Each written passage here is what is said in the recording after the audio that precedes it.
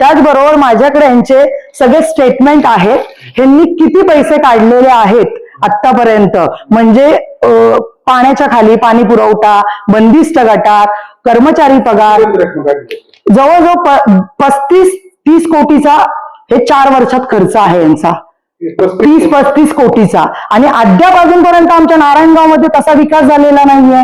मग तो कुठे आहेत मला माहिती पाहिजे. 30-35 कोटी कुठे गेलेत याला सर्व बॉडी जबाबदार असणार आहे. नारायणगाव ग्रामपंचायत जर तुम्ही खरे असाल तर हे स्टेटमेंट सगळे ऑल स्टेटमेंट जे 15 आयुक्तचे आहेत, जे तुमची पीडीसी बँक आहे, जे बँक ऑफ इंडिया आहे, त्याचे सगळे स्टेटमेंट, त्याच्यानंतर तुम्ही जे कोणाला कॉन्ट्रॅक्ट दिलेले आहेत त्याचे म्हणजे ऑल जे काही पेपर्स असतील, म्हणजे तुम्ही हे काम केलेले आहे, तर त्याच्यानंतर तुम्ही कसे पैसे काढलेले आहेत, आज कर्मचाऱ्यांना पगार देताय तुम्ही, तर कसे तुम्ही काय डायरेक्ट पैसे काढू शकता का? तुम्ही त्यांना चेक देणं गरजेचं आहे.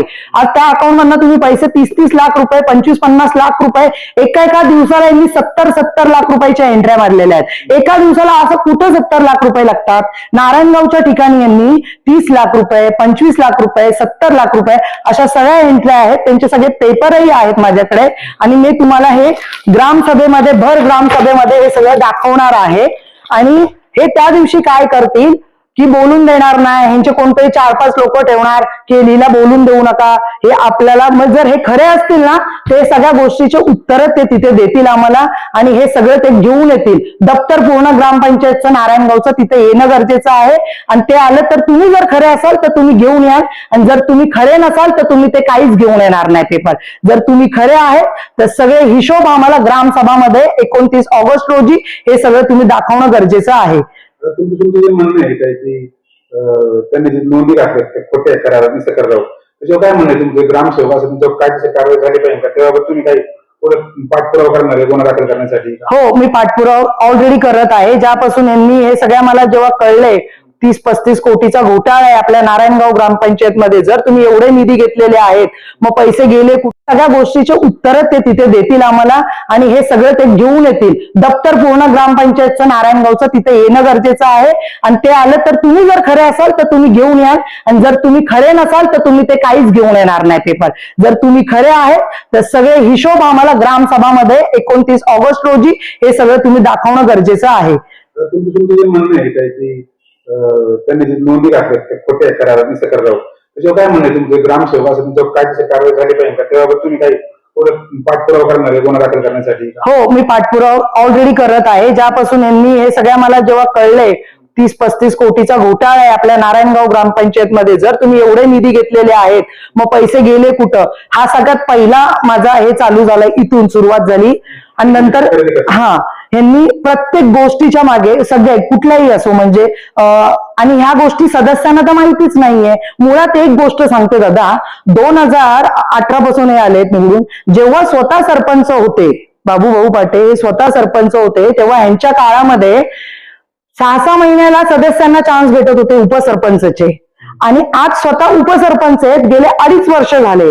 आजकाल लेडीजला नाही उपसरपंचाचे चान्स देत तुम्ही, का सदस्यांना चान्स देत नाही, का स्वतःकडेच उपसरपंचाचा चान्स ठेवलेला आहे, का दुसऱ्यांना तुम्ही देत नाही? म्हणजे सदस्य कटपुटली आहेत का? तुम्ही पाहिजे तसे नाचवणार? हेच झालं ना. म्हणजे ग्रामपंचायत फक्त नाही भाऊसाहेब नाही सरपंच, हे फक्त बाबूभाऊ पाटेच चालवतात. आणि हा 30 ते 35 कोटीचा घोटाळा आहे. त्याचे सगळे रेकॉर्ड आणि पेपर्स माझ्याकडे आहेत. मी ग्रामसभेमध्ये हे सगळे पेपर दाखवणार आहे.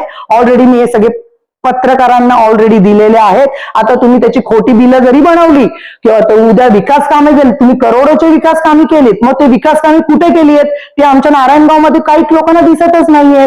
आज जर बेनकेदादांनी, आशाताईंनी, कोराळे दादांनी जी कामं केली आहेत ही लोकांना माहिती आहेत. मग तुम्ही नवीन कुठली कामं केलेली आहेत ती तुम्ही आम्हाला दाखवायची. आणि तुम्ही जर खरे असाल तर मला सगळे हे पेपर घेऊन ग्रामसभेमध्ये बसाल. परत असं नका बोलू की तुम्ही आम्हाला सांगितलं नाही, तुम्ही आम्हाला काय केलं नाही, तुम्ही आम्हाला कल्पना द्यायची. या गोष्टी आम्हाला त्या दिवशी उडवाउडीची उत्तरं देऊ नका. आणि 4-5 मित्र परिवार तुमचा ठेवणार का तिला बोलून देऊ नका. तरी पण मी बोलणार. तुम्ही तरी त्यांनी जरी त्यांची नाही बोलले तुमचे वेगळे ग्रामसभेत बोलू शकत त्याबाबत. आता तुम्ही जे हे डॉक्युमेंट म्हणताय त्यांनी जे खोटे केले, करारनामा खरेदी केले, त्यांनी जो फ्रॉड केला, त्याबद्दल ग्रामसेवक आपण पुढे तक्रार केली होती का? हो, केली ना. मी पोलीस स्टेशनला वगैरे अर्ज दिले. जेव्हा पोलीस स्टेशनला हा नाही, पोलीस स्टेशनला जेव्हा अर्ज दिले आणि मी जेव्हा मीडियापर्यंत गेली, पाठपुरावा घ्यायला गेली, तेव्हा यांनी लगेच माझा जो माझ्या नावावरती ऑटो होता तो त्यांच्या नावावर केला, परत लगेच माझ्या नावावरती फिरवला, अर्जंट बेसवरती लगेच ताबडतोब फिरवला. आपण आता तक्रार केली, आता करणार आहे. नाही, आता माझं त्यांनी फिरवलं ना म्हणून मी शांत घेतलं होतं, पण यांच्या वारंवार जेव्हा मी ग्रामपंचायतमध्ये घुसली, जेव्हा मला याच्यातला अभ्यास, मी म्हटले एक्झॅक्ट आपला निधी कुठे येतोय, आपले पैसे कुठे जातात, नक्की खरंच एवढा म्हणजे आपण जी कचऱ्याची व्यवस्थापन करतो त्याचं कॉन्ट्रॅक्ट दिलंय, खरंच त्याला 1,23,00,000 रुपये खर्च झाला असेल का? आज एवढा खर्च कुठे झालाय कचऱ्यासाठी? वर्षभरात तुम्ही एकेका वर्षाला 7 कोटी 8 कोटी काढलेले, 4 कोटी 7 कोटी, मग हा खर्च केलाय कुठे तुम्ही? फक्त विकास कामे टाकलीत, विकास कामे आहे.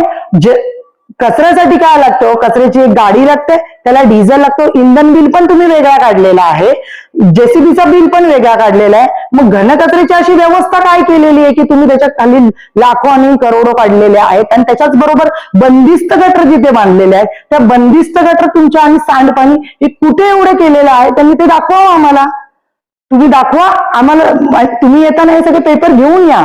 2018 पासून 2026 पर्यंत सगळे पेपर्स आणा, नाही तर तुम्ही त्यावेळेस काय बोलणार की मी आम्हाला वेळ द्या, मी पेपर आणतो, मी तयार करतो.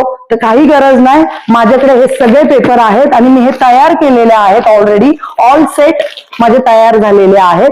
हे मी 29 ऑगस्टला 2026 सकाळी 11 वाजता मुक्ताई मंदिरात यावं आणि या सगळ्या प्रश्नांची उत्तरं द्यावं. ह्याला सरपंच, भाऊसाहेब आणि सदस्य हे ऑल जबाबदार असणार आहे.